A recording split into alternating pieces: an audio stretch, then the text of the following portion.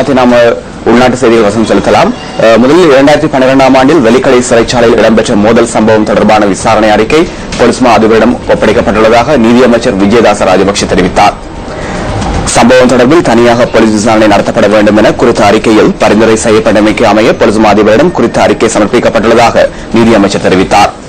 இந்த மோதல் சம்பவம் குறித்து விசாரணை மேற்கொள்வதற்காக நியமிக்கப்பட்ட 3 அடங்கிய குழு பல பரிந்துரைகளை முன்வைத்துள்ளது.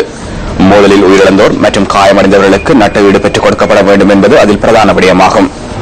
ஓய்வு பெற்ற மேல் நீதிமன்ற நீதிபதி ஒருவரின் தலைமையிலான 3 அடங்கிய விசாரணை குழுவினர் அனைத்து சாட்சி விசாரணைகளை நிறைவு செய்து அறிக்கையை கையளித்துள்ளதாகவும் நீதியமைச்சர் குறிப்பிட்டார். எவ்வாறாயினும் அறிக்கையில் உள்ள சில விடயங்கள் மாத்திரமே ஊடகங்களுக்கு வெளியிடப்பட்டுள்ளன.